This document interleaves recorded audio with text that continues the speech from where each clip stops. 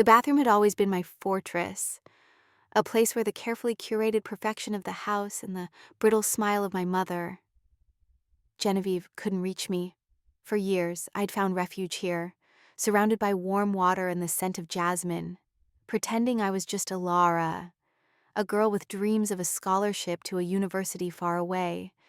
But that night, the gentle knock on the door didn't feel gentle at all. It was a knock that promised war, an invasion of my last sanctuary, as her honeyed voice echoed through the wood, telling me she had a special gift for me, a new bath oil to help me relax. But I knew her gifts. I knew her smiles. They were never what they seemed. Before I dive into my story, I'd really appreciate it if you could let me know where you're watching from in the comments. And if you'd consider subscribing to my channel, it would mean the world to me and help me keep sharing more stories like this. Thank you so much for being here. Alara always saw the bathroom as her fortress, a place where the carefully curated perfection of the house and the brittle smile of her mother, Genevieve, couldn't reach her. The world outside the locked door was one of appearances, of pristine social standing, and of a life meticulously designed for public consumption. But inside, behind a cloud of steam and the scent of jasmine, Alara could be just herself. For years, she had found refuge here, surrounded by warm water and lavender bubbles, pretending that her future was her own to decide. She had dreams of a scholarship to an out-of-state university, a dream she knew her mother saw as an ungrateful betrayal of their family's reputation. It was a silent battle, fought in the suffocating quiet of a home that was a stage, not a sanctuary. The weight of her mother's expectations was a heavy blanket, a constant pressure to perform the role of the perfect daughter for the benefit of a community that adored Genevieve, the devoted single mother. Alara's rebellion was small, hidden, and personal. She chose her own books, listened to her own music, and most importantly, applied to colleges that were thousands of miles away, a final desperate attempt to escape the invisible chains that held her captive. That evening, the knock on the door came as a betrayal in itself. Her mother's voice, a honeyed melody laced with a threat Alara instinctively understood, echoed through the wood, telling her she had a special gift just for her, a new kind of bath oil she'd bought to help her relax from the stress of her college applications. Alara's heart pounded against her ribs, a frantic drumbeat of warning. She knew these gifts. She knew the sudden attention after days of cold silence. They were never what they seemed, always a precursor to a lecture, a veiled insult, or a carefully orchestrated psychological assault. She was tired. Her guard was down, and she made the mistake of unlocking the door, a small crack in the fortress, and her world came crashing in. Genevieve entered, a vision of elegance in a silk robe that swished against the tile floor. In her hands, she held a delicate glass jar of purple crystals, their scent of lavender and eucalyptus overpowering the jasmine, a scent she had always claimed was too common. "These are supposed to be wonderful for stress," she said, her voice dangerously calm as she dumped them into the water, watching them dissolve with a chilling detachment. "And God knows you've been causing enough of that lately." There it was, the barb hidden in the honey. The reason for the gift was not to comfort her, but to remind her of her perceived failures, to punish her for daring to have a life of her own. The moment felt like a scene from a play, with her mother as the director, setting the stage for a performance only Alara was privy to. "Mom, about the scholarship." Alara started, hoping to get ahead of the inevitable conversation, to control the narrative for once. "We're not discussing that now." Genevieve cut her off, perching on the edge of the tub like a bird of prey. Her perfectly manicured fingers trailed through the now purple water, her smile now a thin, tight line. "I am curious. Though, what possessed you to apply to that school without telling me? What possessed you to try and leave the only home you've ever known?" My blood ran cold despite the warm water. My scholarship application was supposed to be confidential.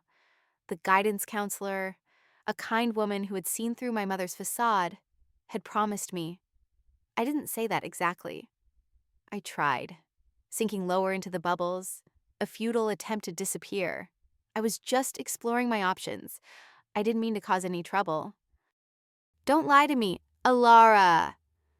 Her voice remained pleasant, but her eyes had gone flat, the warmth replaced by a cold, clinical fury that could only come from a mind that saw people as objects to be controlled. The university called me, very concerned. Said you had made some troubling allegations about our home life. They were worried about your mental state. You see, I gripped the edges of the tub, suddenly aware of my vulnerability, naked and surrounded by water, with my mother blocking the only exit. Can we talk about this when I get out? I asked, my voice barely a whisper, a desperate plea for a moment of safety. No, she said, standing and moving behind me, her silk robe swishing like a serpent's tail. I think we'll talk about it now. You see, I've given everything to raise you properly. I sacrificed my career, my social life, my marriage to your father, my reputation in this community, all to give you the best life possible. And this is how you repay me, by running away, by spreading lies about our home.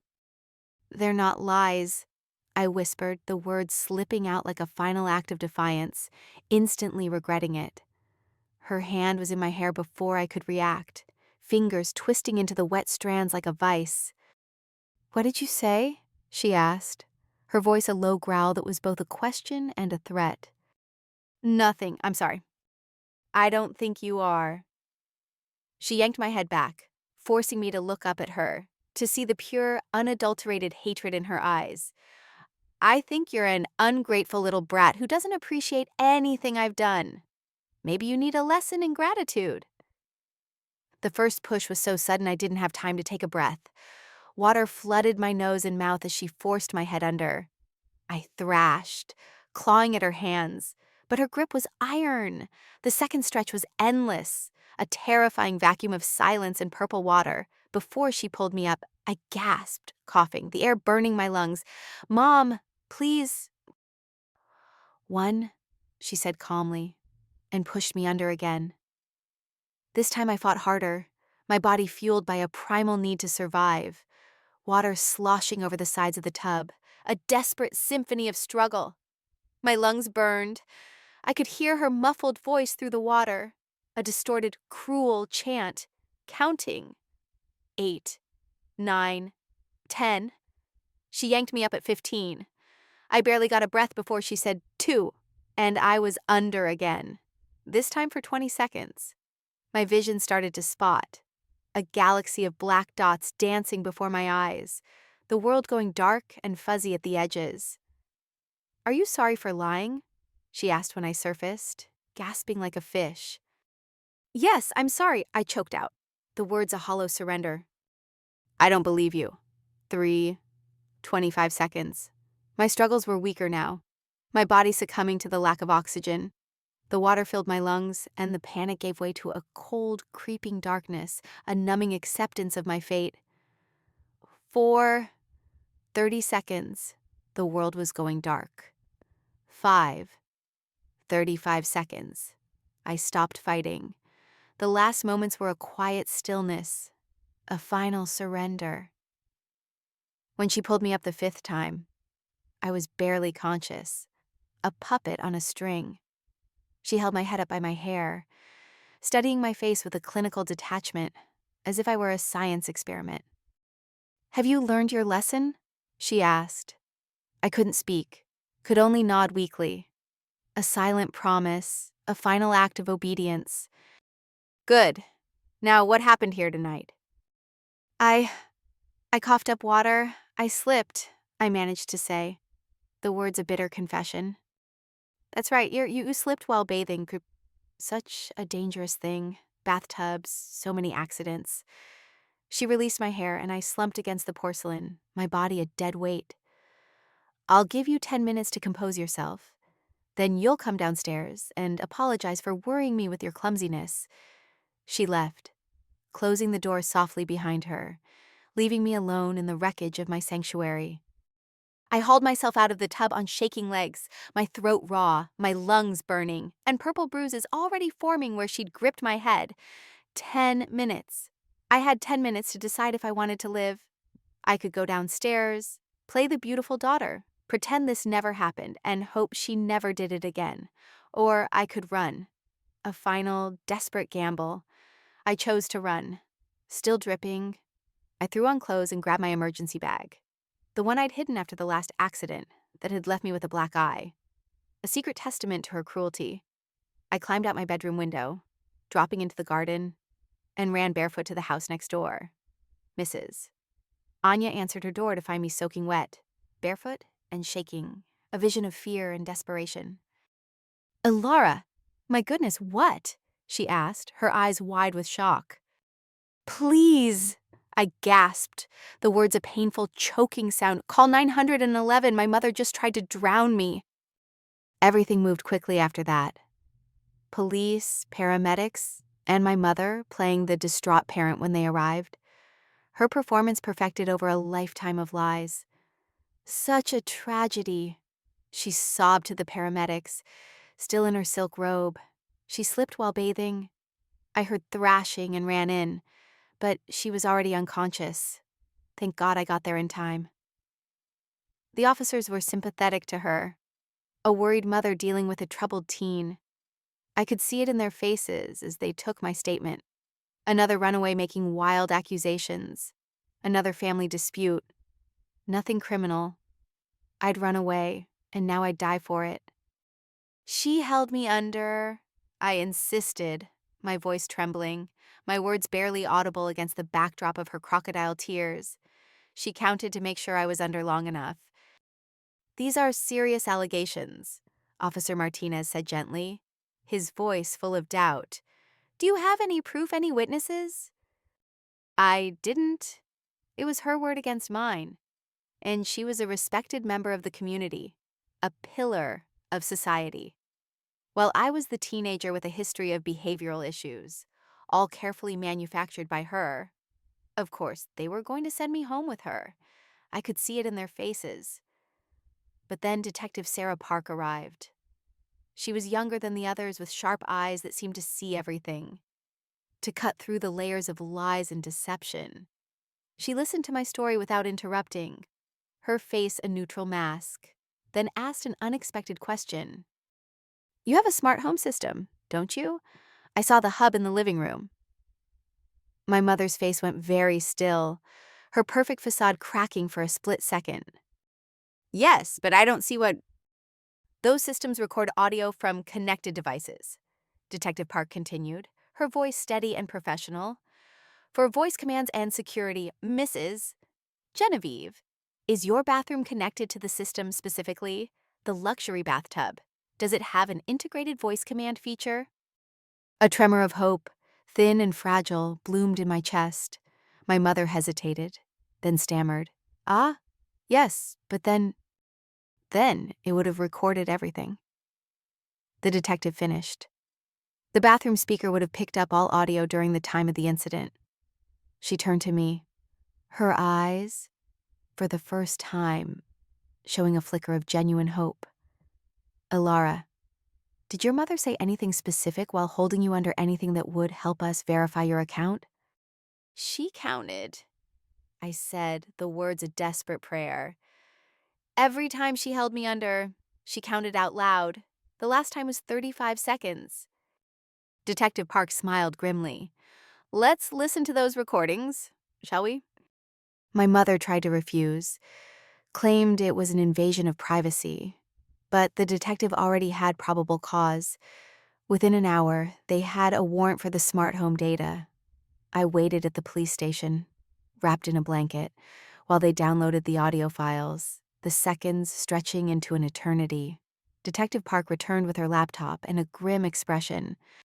"Before I play this," she said, setting up the computer, "I want you to know that you're safe now.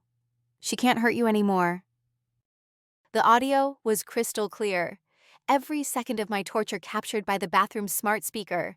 A silent witness to a crime no one else had seen. My voice. "Mom, Please. Hers. One. The sound of water thrashing, muffled screams, her calm counting. 13, 14, 15. Gasping as I surfaced. 2. More struggling. Her voice steady as she counted to 20. By the time we reached 5 and the 35-second count, Officer Martinez had left the room. When he returned, his face was pale, his eyes filled with a horror he couldn't hide. "In 20 years on the force," he said quietly, his voice a broken whisper, "I've never heard anything like that." They arrested my mother that night. She was still in her silk robe, still playing the victim, even as they read her rights. "This is a misunderstanding," she insisted. "I was trying to save her. The recording will prove." "The recording proves attempted murder," Detective Park interrupted, her voice firm and uncompromising. "It's all there. Mrs. Genevieve, your voice counting, Alara begging, you holding her under for increasing durations, even your threat about bathtub accidents." The trial was swift. The audio was played in court and several jurors cried. My mother's lawyer tried to argue it was a momentary lapse, stress-induced, not premeditated. But the systematic nature of the drowning, the increasing intervals, the calm counting, and the forced confession afterward painted a picture of calculated torture. The prosecutor found more evidence in the smart home archives. Previous incidents where the audio showed her screaming at me, threatening me, gaslighting me. The system had been documenting her abuse for months, without any of us knowing. A silent, damning journal of her cruelty. "The defendant used water torture techniques," the prosecutor stated, his voice ringing with righteous indignation. "She systematically drowned her daughter 5 times, each time holding her under longer, conditioning her to comply through fear of death. This wasn't discipline. This was attempted murder disguised as a bathing accident." She was sentenced to 20 years. My story didn't end there, but my life with her did. I lived with Mrs. Anya and her husband, Mr. David, now. They volunteered to be my foster family for my last 2 years of high school. Their home wasn't a showpiece. It was a sanctuary. Their love wasn't a reward for obedience, but a quiet, constant presence. I spent my days in the solace of their garden, watching the flowers bloom, and slowly, painstakingly, I began to heal, but the trauma lingered. I still couldn't take baths. The sight of a full tub would send a jolt of panic through me, and the sound of running water, even from the sink, would sometimes make my hands tremble. My new family understood. They never pushed me, never questioned me, and never made me feel like my fears were an inconvenience. They simply installed a new, spacious shower, and I learned to find my peace there, with the door unlocked, just in case. My mother's arrest was a local scandal, a seismic event that shook the foundations of our seemingly perfect suburban community. The same people who had praised Genevieve for her philanthropy and social grace were now gossiping in hushed tones, their disbelief slowly giving way to a morbid fascination. The Smart Home Company, a brand my mother had so proudly advertised on her social media, released a statement expressing their shock and sorrow. The very technology she had used to build her image of perfection had become the instrument of her downfall. The irony was a bitter, satisfying taste on my tongue. It was a silent, beautiful revenge. During my last 2 years of high school, I learned to be myself again. I joined the school newspaper, discovered a passion for writing, and reconnected with friends who had drifted away, confused by my mother's carefully constructed narratives about my behavioral issues. My college applications, once a secret act of rebellion, became a shared project with Mrs. Anya, who proofread my essays with a careful, encouraging eye. I still felt the fear, the ghost of my mother's hand in my hair, but it was no longer a cage. It was a memory, a scar that reminded me of how far I had come, a painful but essential part of the journey. The acceptance letter from the university I had dreamed of arrived in the mail one rainy afternoon. It was more than just a scholarship offer. It was a promise of a new beginning, a final, definitive victory. I remember holding the thick envelope in my hands, a simple piece of paper that held more power than any of my mother's threats ever had. That night, sitting in my new, safe room, I allowed myself to feel a flicker of joy, a pure, unadulterated happiness I hadn't felt in years. It was a quiet triumph, a victory won not with shouting or public confrontation, but with a quiet, determined resolve to simply live my own life. College was a world away from my old life, a world my mother would never be a part of.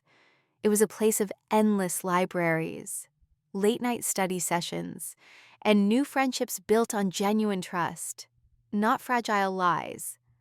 I majored in journalism, determined to use my voice and my experience to tell the stories of people who, like me, had been silenced. My professors praised my writing for its emotional depth and unflinching honesty. I was no longer a victim. I was a storyteller, a witness, a survivor. My success was my revenge, a life well lived in the face of a person who had tried to end it. I received a letter once, softly from a lawyer representing my mother. It was a cold, formal document asking me to consider visiting her, to see her side of the story, and they said she was a changed woman, that she wanted to apologize. I didn't respond. I didn't need an apology. I didn't need to see her side. I had already seen her side, had felt it, had tasted it, and had heard it in the chilling clarity of that audio file. My revenge wasn't a grand public spectacle. It was a silent, peaceful act of defiance. It was me, living my life, happily and successfully, without her. Years passed. I graduated at the top of my class, secured a job at a prestigious newspaper, and built a life for myself that was entirely my own. The name Morrison was a distant memory, a shadow of a past I had outrun. I heard snippets of news about my mother from time to time. She had lost all her social connections. Her perfectly curated image had been replaced by the brutal reality of prison life. She had tried to appeal her sentence, but the audio file, the silent witness, had been too powerful, too damning. The smart home system had been the perfect spy, documenting her every calculated cruelty, a relentless chronicler of her crimes. One day, while cleaning out an old box of belongings I had retrieved from Mrs. Anya's attic, I found the emergency bag I had packed that night. Inside, along with some clothes and a few $100s I had saved, was a small, crumpled photograph of my younger self, smiling brightly, before the fear and the silence had taken over. I looked at the picture and then at my reflection in the mirror, a confident, successful woman with a quiet strength in her eyes. The scars were still there, but they no longer defined me. They were a reminder of a truth that no one could deny, a truth that had been preserved not by me, but by a simple, silent device in a room I once called my sanctuary. My mother held my head under water and called it an accident.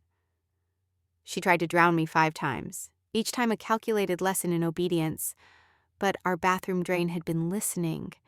It recorded the truth so clearly that no one could deny it, and in doing so, it became the architect of my silent uprising. I never went back. I never apologized. And I never had to explain.